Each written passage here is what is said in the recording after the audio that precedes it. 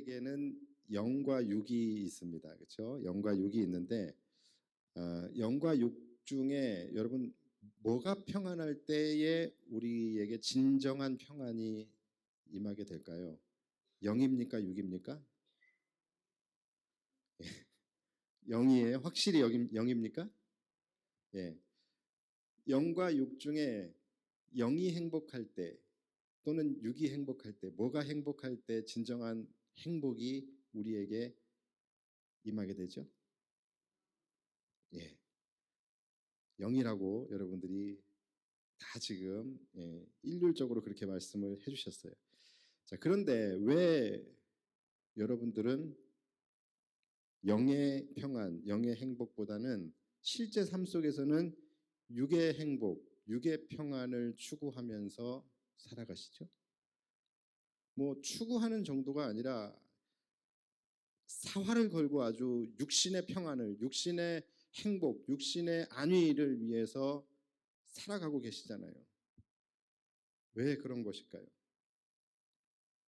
왜 우리는 육신을 위해서 돈을 많이 벌고 또 성공하고 부자 되고 뭐 이런 육신의 평안에 왜 우리는 삶에 온 에너지를 집중하고 있을까요? 지금 이견의 여지가 없이 지금 전 교인이 영이 중요하다 그랬어요. 그렇죠? 우리에게는 영의 평안이 중요하다라고 여러분들이 지금 말씀하셨는데 왜 금요 성령 집회는 전 교인이 안 나오는 걸까요? 그게 그렇게 중요한데 이상하지 않아요? 여러분들이 그렇게 대답을 안 했으면 몰라요. 대답했잖아요. 지금 영이라고. 그렇게 대답을 해놓고서 왜 그렇게 그러냐고요. 위선자들.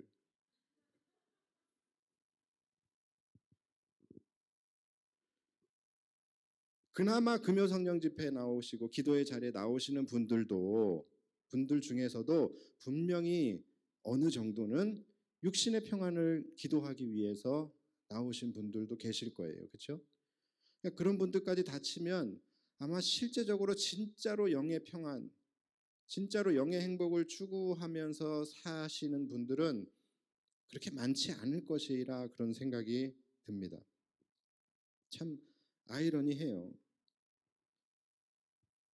영의 평안이 진짜 평안이다라고 입을 모아 이야기하면서도 실제 삶은 육신에 집착하며 살아가는 것을 보면서 참 이상하다라는 생각도 들고 또 한편으로는 괴상하다라는 생각도 들게 됩니다. 그렇다고 여러분들이 영에 대해서 전혀 관심이 없는 건 또 아니에요.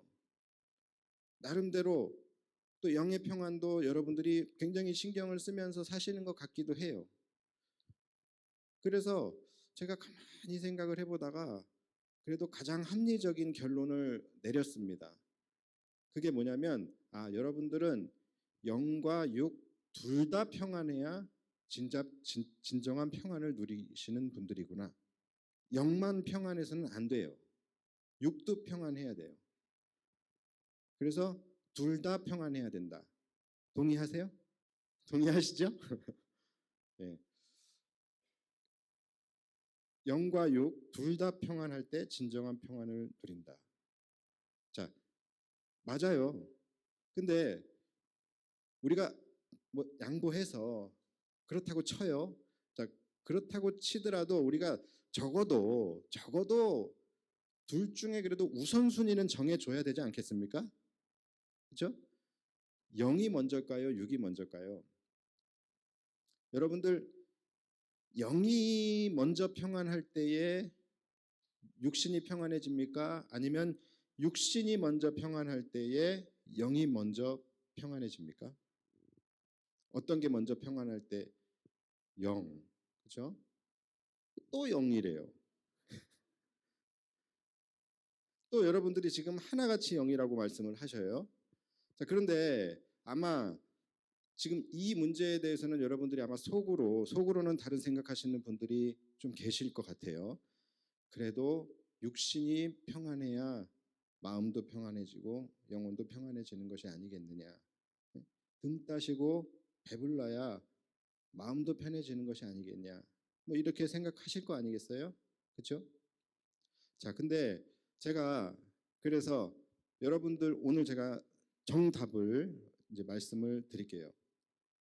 영과 육이 둘 다 평안해야 우리가 진정한 평화를 누린다라는 것은 맞아요. 맞아요. 둘 중에 하나만 평안해서 되겠어요? 이왕이면 둘 다 평안해야죠. 그렇죠? 그러니까 둘 다 평안한 것이 맞아요. 그래서 우리가 영육 간의 강건함을 기도하잖아요. 그렇죠? 영육 간의 강건하고 영육 간의 평안해야 되는 것이 맞습니다. 자, 그런데 중요한 것은 우선순위예요. 우선순위. 무엇이 먼저냐? 무엇이 먼저냐라는 거예요. 영이 먼저 평안하게 되면요. 영이 먼저 평안하면은 그 평안은 육신의 평안으로 이어집니다.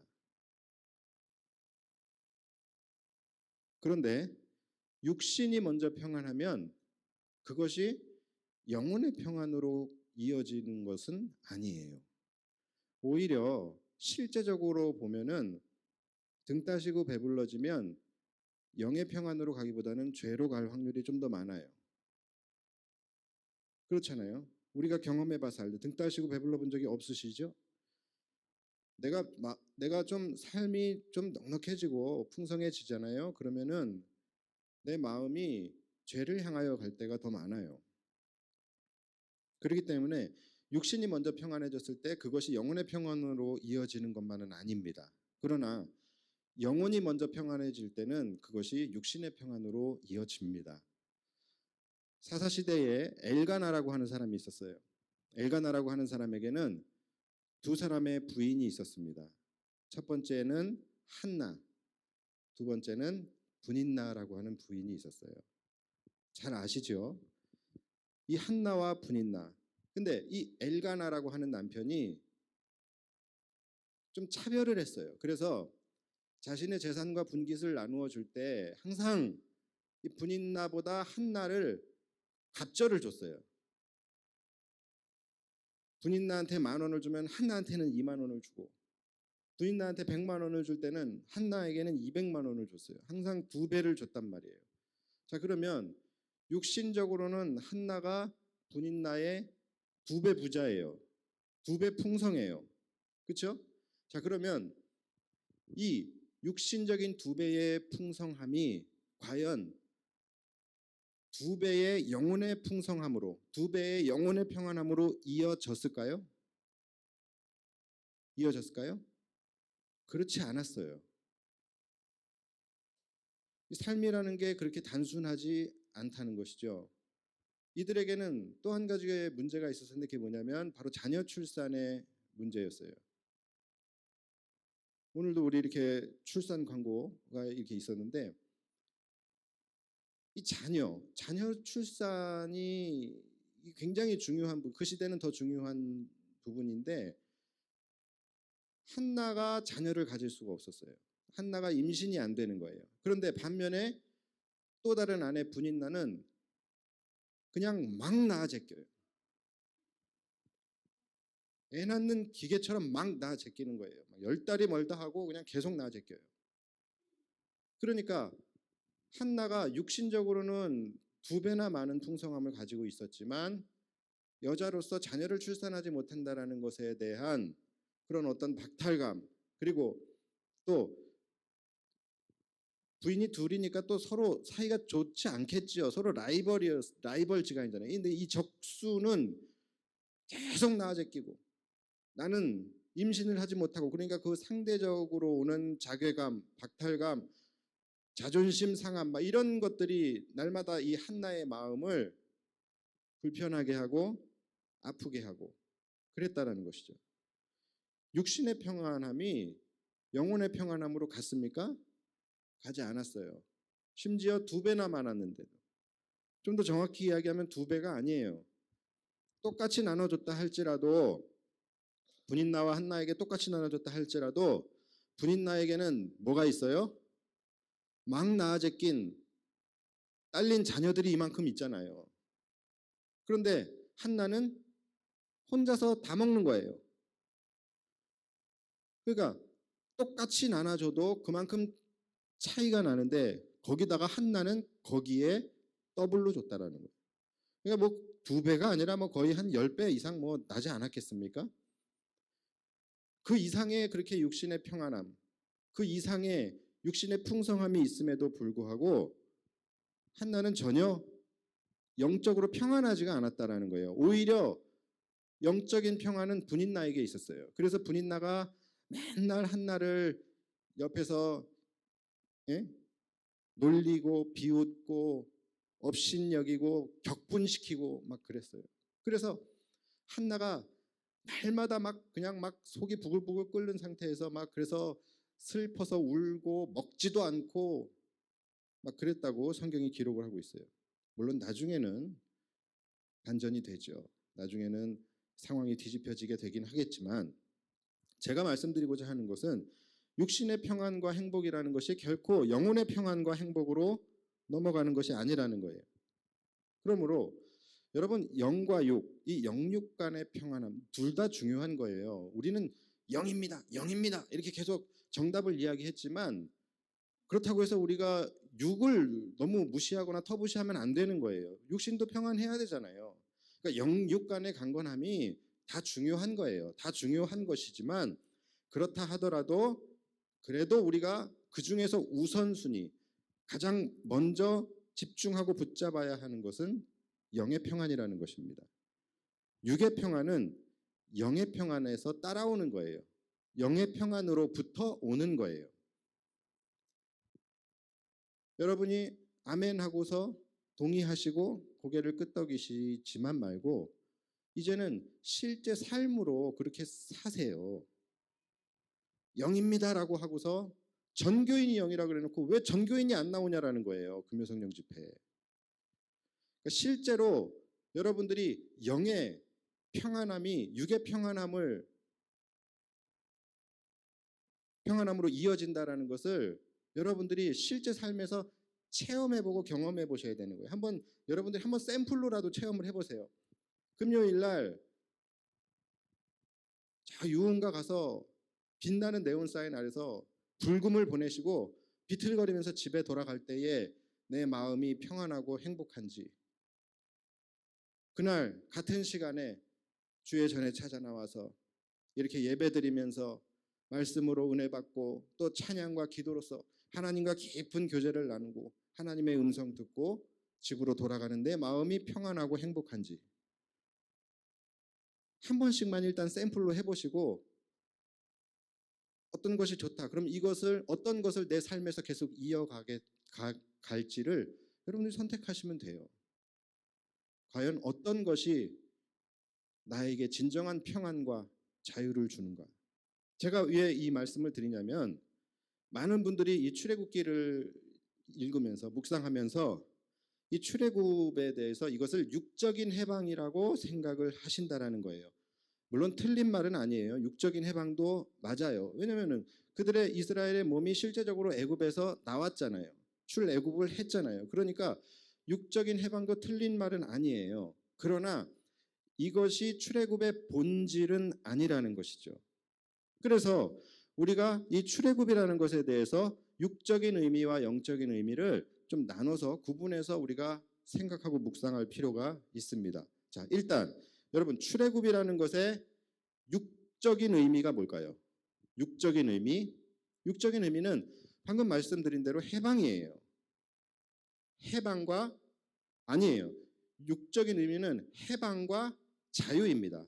무엇으로부터 해방이에요? 애굽으로부터, 바로 왕으로부터의 해방이에요. 아니라고요. 화면이요? 아니에요. 제가 얘기할 때 틀어주세요. 이런 최첨단 설교 시스템을 좀 해보려고 했는데 안 도와줘요. 자, 육신적인 의미는 해방과 자유입니다. 바로의 애굽으로부터의 해방과 또 그 애굽으로부터의 심한 압제와 핍박과 중한 노역으로부터의 자유를 얻게 되는 것이 육신적인 의미예요. 그리고 또 영적인 의미가 있죠. 영적인 의미는 뭘까요? 이것은 영적인 의미이기 때문에 우리가 하나님으로부터 직접 한번 들어보면 좋을 것 같아요. 오늘 본문이에요. 5장 1절입니다. 제가 읽어드릴게요. 그 후에 모세와 아론이 바로에게 가서 이르되 이스라엘의 하나님 여호와께서 이렇게 말씀하시기를, 자, 여호와께서 이제 말씀하십니다. 뭐라고 말씀을 하시느냐? 내 백성을 보내라. 그러면 그들이 광야에서 내 앞에 절기를 지킬 것이니라 하셨나이다. 아멘. 예, 하나님의 말씀이 선포되면 아멘 하시기 바랍니다. 예, 자, 내 백성을 보내라라고 말씀을 하셨어요. 이렇게 선포하셨어요. 내 백성이라고 말씀을 하시죠. 그러니까 이 출애굽이라는 것의 영적인 의미는 하나님의 백성이 되는 거예요. 바로의 백성에서 하나님의 백성으로 바뀌는 것입니다. 영적인 정체성의 변화를 의미하는 것이죠. 그리고 그 다음이 뭡니까? 그들이 광야에서 내 앞에 절기를 지킬 것이니라. 이 말이 의미하는 건 뭐예요? 하나님을 섬기고 예배하게 된다라는 것이죠. 그러니까 이들이 하나님의 바로의 백성이었을 때가 있고 하나님의 백성이었을 때가 있어요. 그리고 또 바로의 백성이었을 때는 이들이 심한 압제와 핍박 가운데 중한 노역을 했었단 말이에요. 그런데 이들이 중한 노역을 하다가 어떻게 됩니까? 하나님을 섬기고 예배하는 자로 바뀌는 거예요. 그렇죠? 그러니까 바로의 백성에서 하나님의 백성으로, 핍박받고 노역을 하는 노예에서 하나님을 섬기고 예배하는 자로 바뀐다라는 것이죠. 자, 이것이 여러분 출애굽의 영적인 의미예요. 그리고 이것이 출애굽의 본질입니다. 아까 우리가 나누었듯이 육이 먼저 본질이 될 수가 없는 거예요.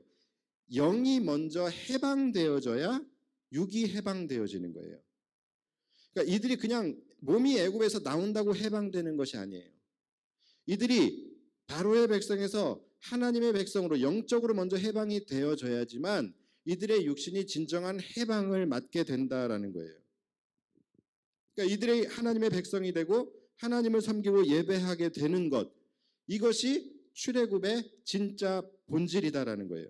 지금까지 말씀드린 출애굽의 육적인 의미 그리고 영적인 의미를 여러분들이 알기 쉽게, 이해하기 쉽게 도식화하면은 이렇게 되는 거예요. 자, 이제 띄워주세요. 자, 출애굽 이퀄 해방과 자유예요. 이것은 무슨 의미입니까? 육적인 의미예요. 육적인 의미. 출애굽은 뭐냐면 해방이다. 어디로부터 해방? 애굽으로부터, 바로로부터 해방되는 거예요. 그 다음에 자유예요. 뭐로부터? 압제와 핍박과 노역으로부터 자유함을 얻는 거예요. 이것이 육신적인 의미의 출애굽이에요. 다음은 영적인 의미의 출애굽이 뭡니까? 넘겨주세요. 영적인 의미의 출애굽은 백성과 예배예요. 뭡니까? 무슨 백성이에요? 하나님의 백성이 되는 거예요.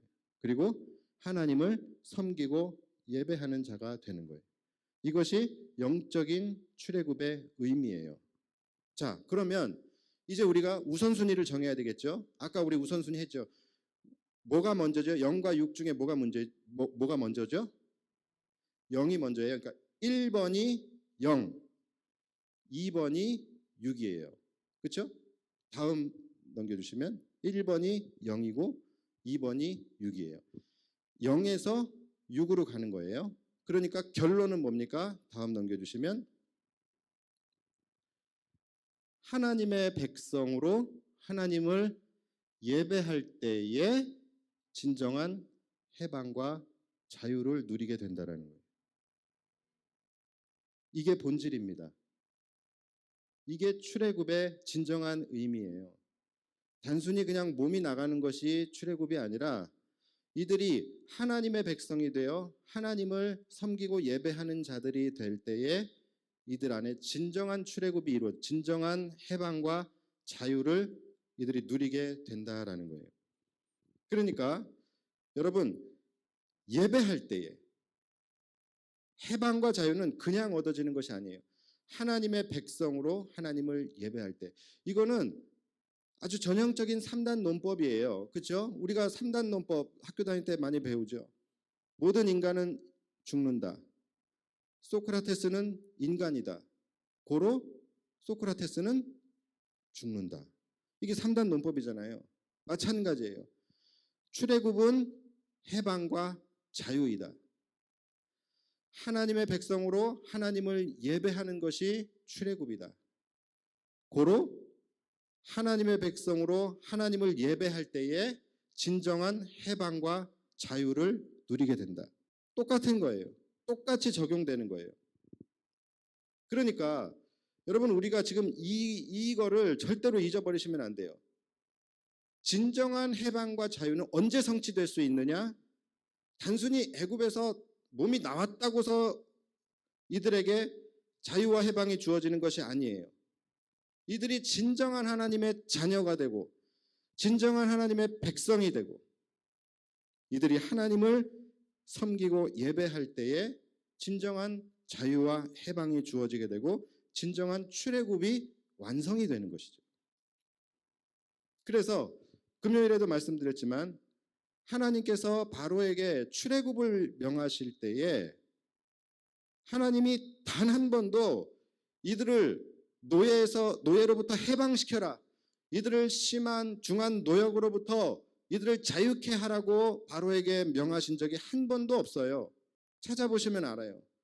하나님이 그렇게 한 번이라도 말씀하신 적이 있어요? 육신적인 출애굽을 명하신 적이 하나님은 한 번도 없다라니까. 10가지 재앙을 매번 내리실 때마다 바로에게 출애굽을 명하셨지만 그럴 때에도 하나님은 한 번도 빠짐없이 말씀하신 게 뭐냐면 내 백성을 보내어 그곳에서 그들이 나를 섬기게 하라. 그곳에서 그들이 나를 예배하게 하라. 하나님은 출애굽을 명하실 때 이렇게 말씀하셨다는, 출애굽의 본질을 말씀하셨지 그들을 단순히 해방시켜라, 노예에서 풀어줘라, 그들에게 자유를 줘라라고 말씀하시지 않았다라는 거예요. 이것은 진정한 자유가 아니에요. 진정한 자유는 어디서 온다고요? 하나님의 백성이 하나님을 예배할 때에 진정한 자유와 해방이 그들에게 부어지게 되는 거예요. 이 출애굽기에 숨겨진 이 엄청난 비밀, 이걸 여러분들이 절대 놓치시면 안 돼요. 숨겨지긴 뭘 숨겨져요? 지금 다 드러나 있는 건데. 드러나 있는데 우리가 보지 못하고 있는 것들이에요. 우리의 삶에서 똑같아요. 여러분들 진정한 자유와 행복과 평안을 누리고 싶으십니까? 삶이 힘들고 내 삶이 정말로 고난의 가시밭과 같이 괴로운 삶이고 늘 죄와 그런 어둠의 노예로 살아가고 있는 나의 삶으로부터 내가 진정한 해방과 진정한 자유를 누리길 원하십니까? 그렇다고 한다면 그 길은 하나밖에 없어요. 그 방법은 하나밖에 없어요. 광야와 같은 이 삶 속에서 우리는 하나님의 백성으로 하나님을 섬기며 하나님께 제사를 드리는 삶을 살 때에 우리에게 진정한 행복과 평안과 자유와 해방이 우리에게 주어질 수 있는 거예요. 지금은 우리가 구약의 제사를 드리지 않아요. 그렇기 때문에 그 제사는 이제 예수 그리스도께서 십자가에서 단 한 번의 제사로 모든 율법과 제사를 완성하셨기 때문에 이제부터는 우리가 예수 그리스도의 보혈을 의지하고 예수 그리스도의 이름으로 하나님을 예배하는 것이에요. 그러니까 우리가 하나님의 자녀로, 하나님의 백성으로, 크리스찬으로, 성도로 그 정체성을 가지고 하나님을 예배하는 삶을 살 때에 진정한 삶에서 우리의 육신적인 해방과 자유와 평안과 행복이 우리에게 누려지게 될 수 있다라는 거예요. 그러니까 여러분 이 출애굽을 육신적 출애굽으로 접근하면은 답이 없어요. 결코 진정한 자유와 평안을 누릴 수 없습니다. 그러니까 살면서도 여러분들이 육적인 삶을 추구하는 데에 에너지를 집중하거나 쏟지 마세요. 지금까지 우리는 입술로는 영입니다라고 얘기를 했지만 정답은 이야기했지만 실제 삶은 그러지 않았잖아요. 솔직히 말해서. 전교인이 0이라고 했지만 전교인이 금요 집회 안 나왔잖아요. 이제는 실제적인 삶을 살아야 돼요. 예배는 여러분 실제입니다. 예배는 실제적인 능력이에요.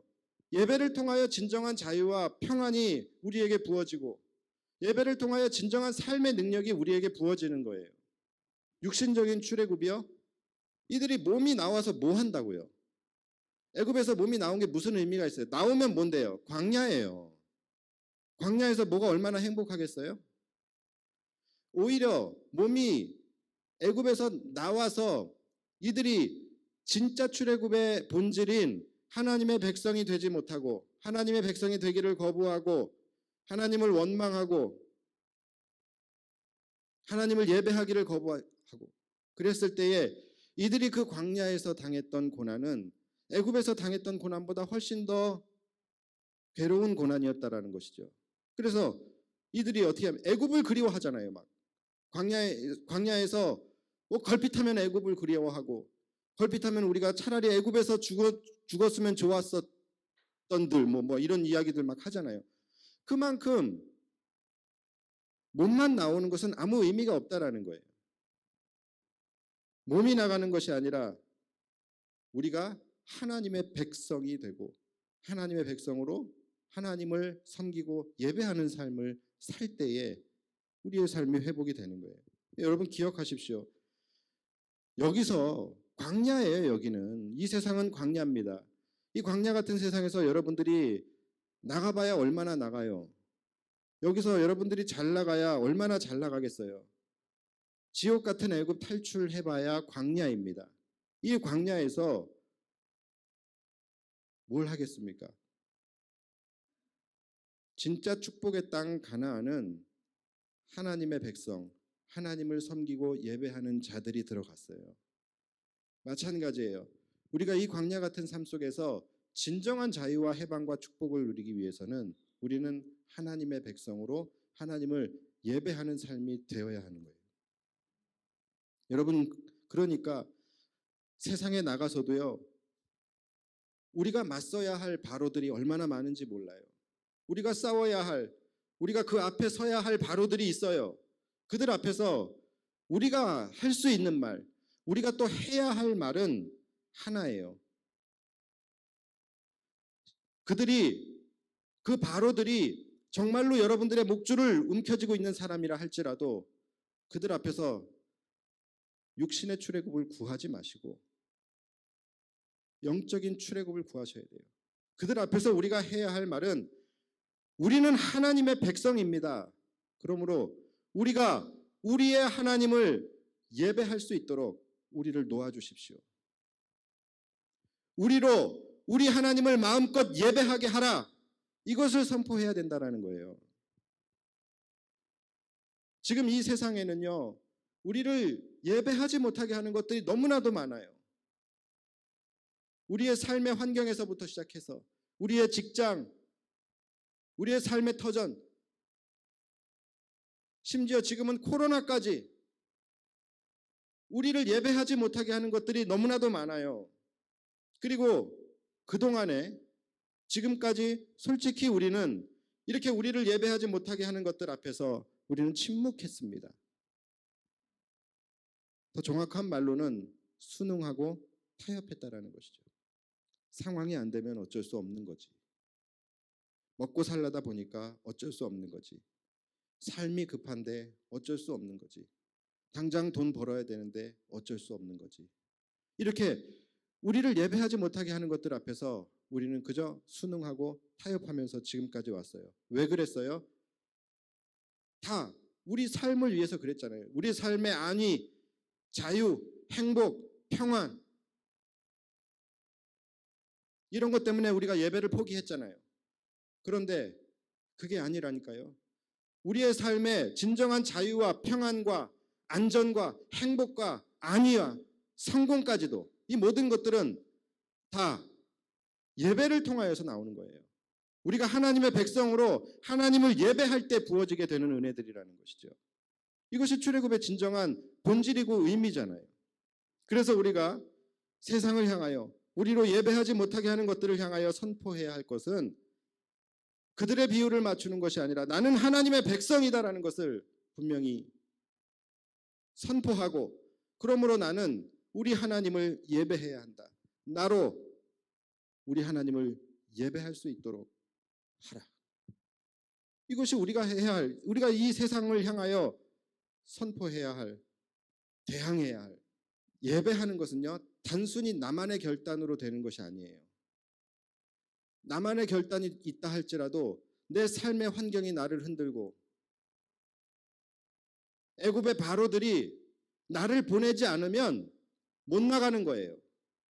그렇기 때문에 우리는 세상을 향하여서도 선포할 수 있어야 된다는 거예요. 대항할 수 있어요. 우리를 예배하지 못하게 하는 삶의 여러 가지 환경들에 대항하며 선포할 수 있어야 된다는 거예요. 나를 보내지 않으면 하나님이 나를 치실까 두렵습니다. 이것이 아니라 나를 보내지 않으면 하나님이 당신을 치실 것입니다. 우리 금요일 날 모세가 어떻게 했어요? 우리를 보내지 않으면 하나님이 우리를 치실까 두렵습니다. 이랬잖아요. 이렇게 가면 안 된다라는 거예요. 우리가 분명하게 하나님의 백성임을 선포하고, 우리가 분명하게 우리는 예배해야 함을 선포했음에도 불구하고 우리를 보내지 않는다고 한다면 뭐가 시작되는 거예요? 하나님의 10가지 재앙이 시작이 되는 거예요. 그러나 처음부터 우리가 순응하고 타협하면서 안 가겠습니다. 오케이. 그러면 그 재앙이 그들에게 가는 것이 아니라 하나님의 책망은 우리에게 오는 거예요. 이것이 오늘을 살아가는 이 시대 우리들의 진정한 출애굽의 의미예요. 물론 우리가 그렇게 했을 때에 2절부터 나오는 바로의 반응처럼 뭔 소린데? 도대체 여호와가 누군데? 그가 누구길래 내가 네 말을 들어야 하냐 하면서 우리를 비웃고 조롱할 수도 있어요. 그리고 네가 편하니까 지금 그런 소리 하는구나 하면서 우리의 노역을 더 가중시키고 우리를 더 힘들게, 더 불이익을 줄 수 있다라는 거예요.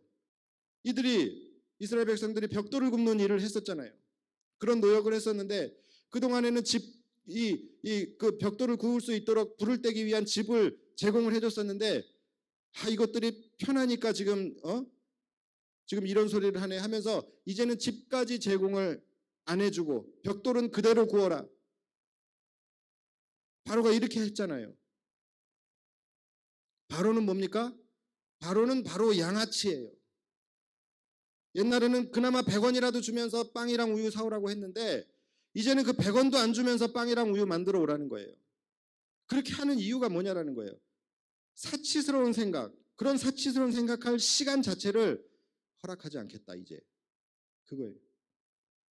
계속 노동의 강도를 높여서 니네가 숨 쉴 틈이 없어 봐야지, 삶의 고단함에 쩔어 봐야지, 그래야지 하나님을 예배하겠다라는 그런 팔자 좋은 소리 안 하지. 이처럼 여러분들이 예배를 선포할 때에 세상은 여러분들을 더 고단하게 할 수도 있어요. 그러나 제가 금요일에 말씀드렸잖아요. 그러한 고난과 여러분들에게 불이익이 실제적으로 여러분들 앞에 왔을 때에 그것이 다시 예전에 믿음 없던 여러분들로 돌아가게 하는 그런 시간이 아니고, 다시 내가 하나님을 의심하고 하나님 이게 아닌가 하면서 다시 하나님을 믿고 따르는 것을, 하나님의 작정 안에 들어가는 것을 다시 재고해봐야 하는 그런 시간이 아니라, 오히려 그 시간은 뭐예요? 내가 이제 하나님이 나에게 맡기신, 하나님이 내 손에 붙들려 주신 그 지팡이를 이제 내가 본격적으로 사용할 시간이라는 거예요. 이제 그 지팡이를 가지고 그 고난을 향하여 이제 정면으로 담대하게 싸우러 나가야 할 시간이라는 것이죠. 왜요? 승리는 이미 정해져 있기 때문에, 그 끝은 이미 승리로 정해져 있기 때문에, 이스라엘이 애굽에서 출애굽하는 건 이미 정해져 있어요. 그곳에서 나가서 하나님의 백성이 되고 그들이 하나님을 섬기는 하나님의 백성들이 되는 것은 이미 하나님의 작정으로 정해져 있는 거예요. 그렇기 때문에 그 고난 앞에서 내가 돌아갈 이유가 없는 거예요. 오히려 하나님의 지팡이를 손에 들고 이제 본격적으로 그것을 사용하면서 담대히 하나님의 작정을 향하여 그분의 계획을 향하여 나아갈 때에 그 다음부터는 하나님이 하시는 거예요. 애굽에 10가지의 재앙을 주시고 마지막에 장자를 쳐서라도 하나님은 그분의 작정을 이루시는 거예요. 이스라엘이 예배하게 되는 것은 실제예요. 여러분들이 선포했다면 그것은 허황된 핑계가 아니라 실제 일어날 일이라는 거예요.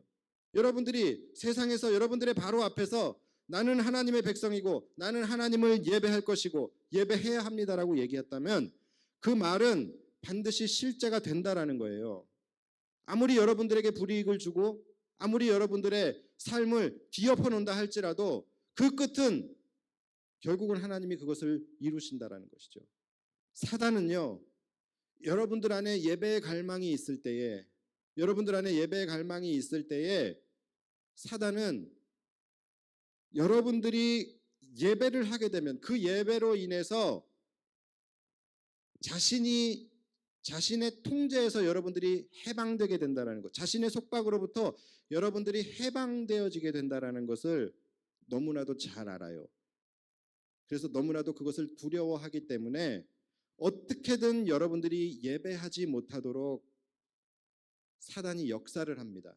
그래서 바로처럼 여러분들을 더 인생의 문제들 속에 함몰시켜버리거나 막 삶의 분주함 속에 얽매이도록 그렇게 해서 우리의 마음에 하나님이라는 존재를 생각할 여유가 없도록 그렇게 우리의 삶을 막 몰아가기도 하고 그렇게 역사를 한단 말이에요.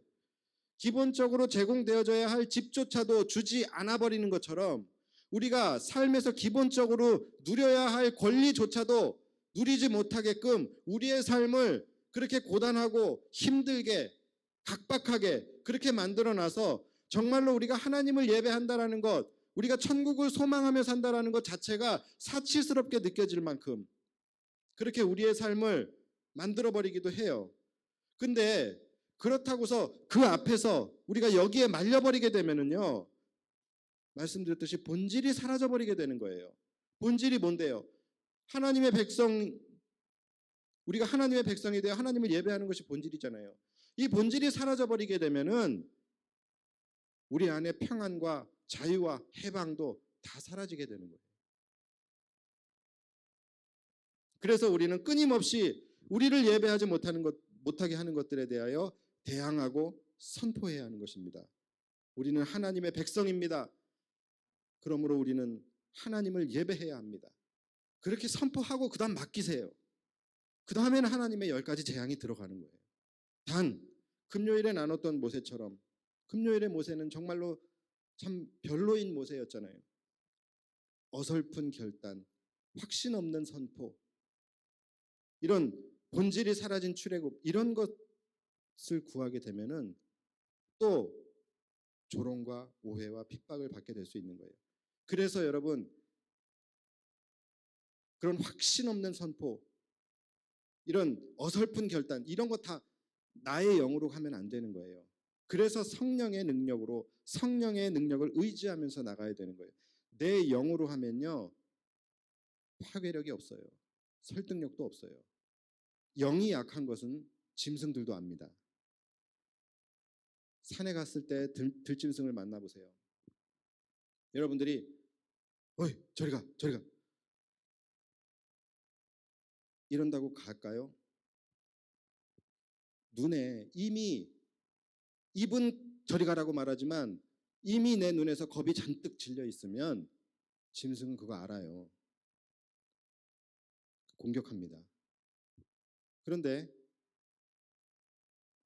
너 여기서 지금 안 나가면 너 여기서 죽는다. 이 강한 살기를 눈에서 내뿜으면요, 짐승들이 꼬리 내리고 가요. 아닌 척, 나 아닌 척, 못 본 척 그러고 간다니까요. 이게 뭐예요? 기싸움이에요. 짐승들도요, 사람에게서 나오는 기를 느낀다라는 거예요. 그래서 왜 대통령 강영욱 씨 있잖아요. TV에 보면 강영욱 씨가 개들을 이렇게 제압할 때 어떻게 제압해요? 내 놈 새끼 막 이렇게 안 하잖아요. 딱 이래요. 그냥 아무것도 안 해요. 그냥 말도 안 하고서 딱 눈빛으로 그냥 계속 이 서로 기싸움을 하고 한참 이렇게 하다 보면요. 개가 꼬리를 내려요. 뭡니까? 이 기싸움이거든요. 개들도 느끼는 거예요. 짐승들도 서로 기싸움을 하는데 만물의 영장인 사람이 영을 못 느끼겠어요?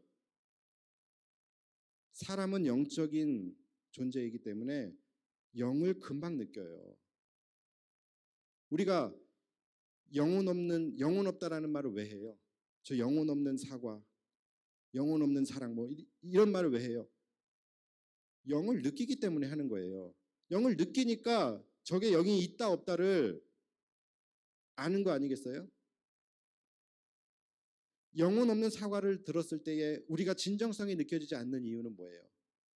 그 영이 느껴지기 때문에 그런 것 아니겠습니까? 이런 거는요. 아이들도 알아요. 아이들도. 우리 아이들 뭐 식당이나 공공장소 같은 데 가면은 이런 화분이나 이런 거 보면 애들이 이거 다 막 뽑고 꺾고 막 훼손하고 이래요. 애들은 모르니까 호기심이 있으니까 충분히 이해하죠. 그러면 이걸 누가 말려야 돼요? 부모들이 제재를 해야 되잖아요. 그런데 엄마가 이래요. 야, 하지 마. 야, 하지 마. 진짜 영혼 없는 계속 그냥 하지 마. 짱구야, 하지 마. 계속 그냥 그러고만 있어요. 이게 뭐예요? 그냥 남들 주변 사람들 의식해서 이걸 하지 말라고 제재는 해야 할 것 같으니까 하기는 하지만 내 입술은 하지 말라고는 하지만 내 영혼은 뭐예요? 그냥 해. 괜찮아. 그거 망가져도 괜찮아. 나는 네가 이런 거 한번 경험해 보는 게 더 좋아. 그냥 그거예요. 애들도 그걸 알지요. 그러니까 귀뚱으로도 안 듣고서 그냥 계속 하는 거예요.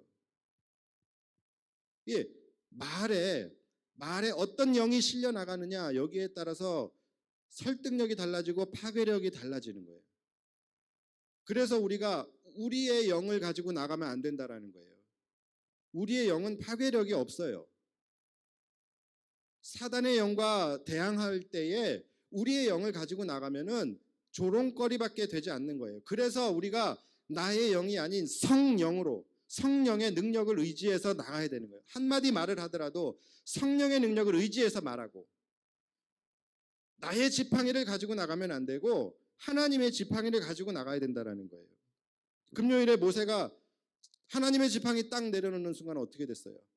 자기 영을 가지고 나가는 순간 이미 모세는 이전의 자기로 그냥 돌아가 버리게 되잖아요.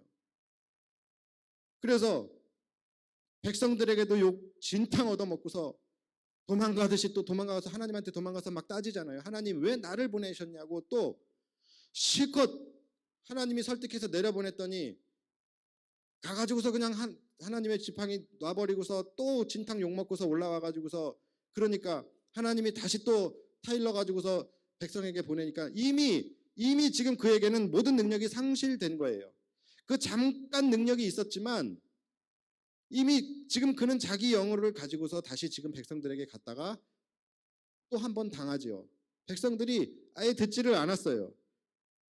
그러니까 또 다시 쪼르륵 하나님한테 올라와 가지고서 그러니까 6장에 보면은 하나님이 그냥 바로 다이렉트로 바로에게 가. 그러니까 모세가 뭐라 그럽니까? 하나님, 이스라엘 자손도 내 말을 듣지 않는데 하물며 바로가 내 말을 듣겠습니까? 라고 하잖아요. 무슨 말이에요? 이미 지금 모세는 자기 영으로 가고 있는 거예요. 자기 힘으로 가고 있는 거예요. 이미 지금 하나님의 지팡이는 내려놓은 지 오래인 거예요. 급기야 뭐라고까지 말합니까? 나는 입이 둔한 자입니다. 처음에 했던 말을 다시 또 끄집어내서 원점으로 되돌리고 있어요. 처음에 했던 말을 누가 자기 입으로 하라 그랬어요? 누가 자기 영으로 하라 그랬어요? 누가 자기 힘으로 가랬어요? 근데 지금 다시 자기 혼자 원점으로 들어와서 이 말을 하고 있는 거예요. 성경도 지금 답답하니까 이거 지금 다시 3장으로 다시 가서 반복할 수도 없고 이거 되돌릴 수도 없고 이거 답도 없고 수습도 안 되고 그러니까 어색하게 그냥 거기서 끝내버려요. 그리고서 무슨 광고 띄우는 것도 아니고 갑자기 족보가 나오죠. 족보가 쭉 나와버려요. 이건 어떻게 마무리를 지을 수가 없을 정도로 지금 모세가 상황이 이렇게 돼버린 거예요. 자기 영으로 가면은 그렇게 되는 거예요. 내 영이 아닌, 내 지팡이가 아닌 하나님의 지팡이로, 내 영이 아닌 성령의 능력으로 나가셔야 됩니다. 그래야지만 이길 수 있는 거예요. 믿음 없이 내 영으로 하려고 하면 상대방이 먼저 압니다. 상대방이 먼저 알아요. 말씀 마칩니다. 진정한 자유와 평안을 여러분들이 삶에서 누리고 싶다면, 진정한 해방과 진정한 자유를 여러분들이 누리고 싶다면 그 길은 하나예요. 하나님의 백성으로 성령의 능력으로 하나님을 예배하는 삶을 살아가는 것. 그거 말고는 답도 없고 길도 없습니다. 여러분 꼭 기억하십시오. 그래서 우리는 날마다 하나님을 예배하지 못하게 하는 것들, 우리 삶에 얼마나 많아요. 우리의 삶에 바로와 같은 사람들, 우리 삶에 애굽과 같은 세상, 바로와 같은 사단, 그들을 향하여 우리는 날마다 영적인 출애굽을 선포하며 나가요. 내 영으로 하는 것이 아니라 성령의 충만함으로, 성령의 능력을 의지하며 선포할 때에 하나님께서 그들을 굴복시키시고 결국은 우리를 하나님의 자녀로, 하나님을 예배하는 진짜 하나님의 백성으로 하나님께서 그분의 작정을 이루어 주실 것입니다. 그럴 때에 진정한 자유와 해방과 평안이 우리에게 임하는 거예요. 예배는 실제입니다. 실제 여러분들의 능력이 되는 거예요. 반드시 여러분들 예배에 목숨 걸고 날마다 예배를 선포하며 살아가시는 저와 여러분들이 되시기를 주님의 이름으로 축원합니다. 기도하겠습니다. 하나님